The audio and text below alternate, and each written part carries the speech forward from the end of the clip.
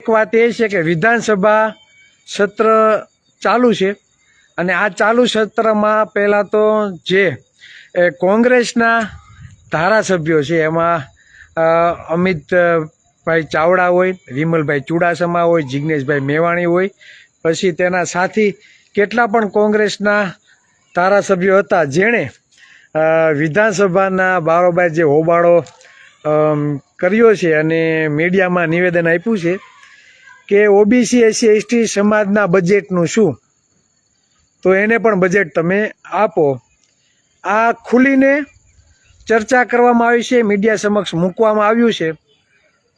તો આ આપણા માટે બહુ સારી વાત કહેવાય. ભલે કોઈ બી પક્ષ હોય, આજે વિધાનસભામાં બરાબર વિધાનસભાની અંદર કે બારોબાર જે પ્રશ્ન ઉઠ્યો છે બરાબર, તો આ 85% ઓબીસી એસસી એસટી સમાજના લોકોને સમજવાની જરૂર છે કે સૌથી વધારે પર વ્યક્તિ દીઠ 26,000 થી 27,000 રૂપિયા તમે આ સરકારને ચૂકો છો. તમારા પરિવારમાં 4 વ્યક્તિ હોય એટલે 1 લાખ રૂપિયા તમે આ સરકારશ્રીને આપો છો.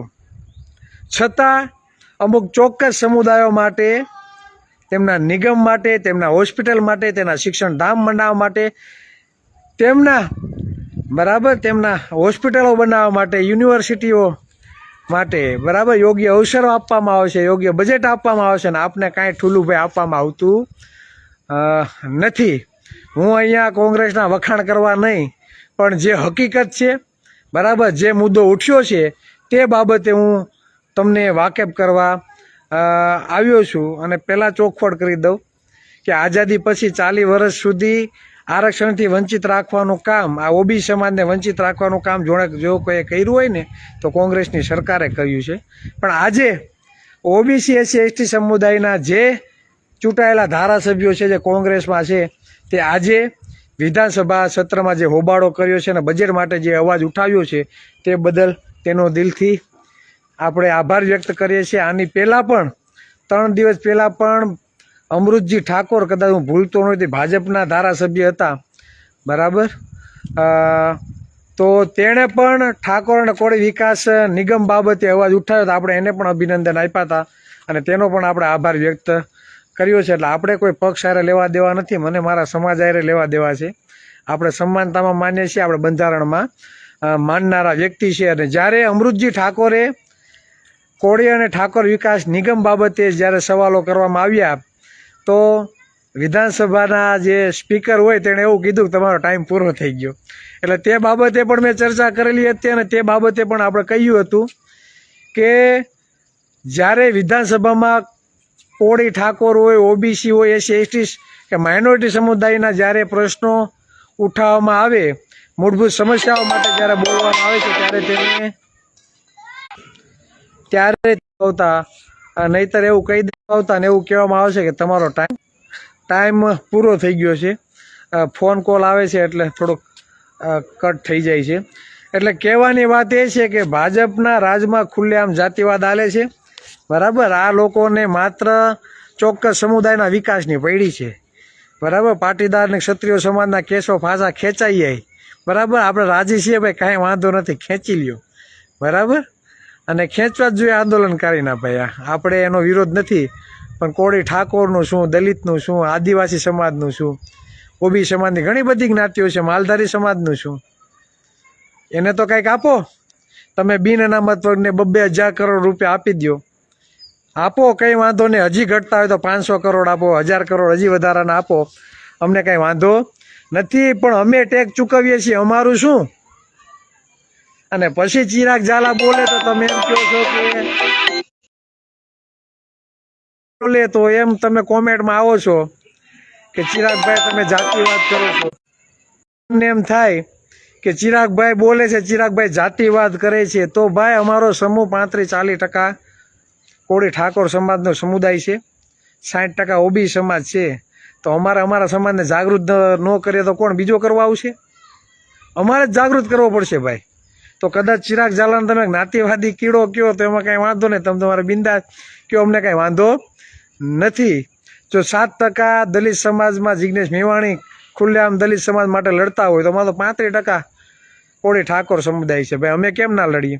ચેતર વસાવા 15% આદિવાસી સમાજ માટે લડતા હોય બરાબર, તો અમે કેમ ના લડીએ? એટલે કહેવાનો મતલબ એ છે કે જેને પેટમાં તેલ રડાય છે, જે જાતિવાદી કીડાઓ છે, એ આવીને આપણામાં કોમેન્ટ મારીને જાય કે ભાઈ તું આવો છો ને તેવો છો ને તે તો દેશનું નખોત કાઢ્યું ને. તો તમે કેટલા ઠાવકીના ને કેટલા સાવકારના દીકરા છો એ ખબર છે. અમને તકલીફ પડે જ્યારે અમે વિડીયા જોઈએ ને, જંગલેશ્વરનો વિડીયો, કોળી સમાજની દીકરીનો અમે વિડીયો જોયો, બેનનો કીધું એણે, વેદના જે ઠાલવી કે માઇનોરિટીને તો મકાન નથી આપતા, મુસલમાનને તો મકાન નથી આપતા, પણ તમે કહેવા તો કોળી, તમે કહેવા તો કે આહિર, તો અમને મકાન ભાડે નથી આપતા. આ વાસ્તવિકતા આઝાદીના 75 વર્ષ પછી આજે પણ છે. એટલે અમને તકલીફ થાય છે. એટલે તમારી હોશિયારી તમારી પાસે રાખવાની. મજા ન આવે તો અમારી આઈડીમાં આવવાની જરૂર નથી, બ્લોક મારી દેવો, બરાબર. પણ અમે જ્ઞાતિવાદનો ભોગ બનીએ છીએ, અમારો સમાજ બને છે, એટલે અમને પીડા છે, વેદના છે, બરાબર, અને રહેવાની છે. એમાં કાંઈ ફેરફાર પડશે નહીં. તમારા સત્તામાં બેહી મુખ્યમંત્રી બનવું, ગૃહમંત્રી બનવું, બરાબર, નાણું ખાતું લઈ જવું, ગૌણ સેવા આયોગ પસંદગી લઈ જવું, બરાબર, શિક્ષણ મંત્રી બની જવું, ઉપમુખ્યમંત્રી બની જવું, તો અમે શું આ કાંઈ વાહિંદા કરવા થોડાક આવ્યા છે ભાઈ? અમારા સમાજના નેતાઓને કદાચ પ્રોટોકોલ નડતો હોય, આયા કાંઈ પ્રોટોકોલ બ્લોટકટરની છે ને 1, 2, 3 ને 3.5, આયા કાંઈ ફેર પડવાનો નથી. તમારે જ્યાં ખીલા મારવા હોય ત્યાં મારી લેજો, પણ સમાજના હક અધિકાર માટે, સમાજની મૂળભૂત સમસ્યાઓ માટે હંમેશા લડતા રહીશું અને લડશું. એમાં કોઈ ફેરફાર પડશે નહીં. તમે ખુલ્લેઆમ જાતિવાદ કરો છો અને એ દેખીતું છે અને દેખાઈ આવે છે, કેમ કે અમુક ચોક્કસ સમુદાયના વ્યક્તિઓ જ આ ગુજરાતમાં મુખ્યમંત્રી બને છે, ગૃહમંત્રી બને છે અને ઉપમુખ્યમંત્રી બને છે, સારા સારા ખાતા લઈ જાય છે, નિગમોના ચેરમેન બની જાય છે. પછી બેંકો હોય, સહકારી મંડળી હોય, કે ઇન કેસ તમે જે પણ સારી બાબતો જોઈ જાઓ, એક પણ એવું ક્ષેત્ર બાકી નહીં હોય કે જ્યાં તમે કબજો બનાવીને બેઠા નથી. અને કોળી સમાજને શું આપવામાં આવે, કયા ખાતા આપવામાં આવે છે? હે, આ વાસ્તવિકતા છે, એટલે વેદના છે. એટલે જે ધારાસભ્યોએ વિધાનસભામાં બજેટ બાબતે ઓબીસી SC ST સમાજના બજેટ માટે જે અવાજ ઉઠાવ્યો છે, જે નારા લગાવ્યા છે, તે બદલ એને સો સલામ છે. કેમ કે આપણે જે દરરોજ બરાડા પાડીને, ઘણા મિત્રો એમ કે ચિરાગભાઈ તમે બહુ બરાડા નાખો છો ભાઈ અને દરરોજ એક ને એક વાત. એટલે કીધું ભાઈ સમાજ જાગૃત નથી અને સમાજ છે ને સૂઈ જાય. એટલે સમાજને માથે આમ ડોલ પાણીને નાખીને છે ને એને જાગતો રાખવો પડે, અને આ જાગતો રાખવા માટેનું કામ છે ને આપણે કરીએ છીએ, અને સતત કન્ટિન્યુ આના કામગીરી આપણી ચાલુ રહે છે. અને જ્યાં સુધી આખા સમાજમાં વાસ્તવિક જાગૃતિ ના આવે, તેના હક અધિકારથી તે જો વાકેફ ના થાય, ત્યાં સુધી આપણી કામગીરી એક જ દિશામાં આના રીતે આપણે ચાલુ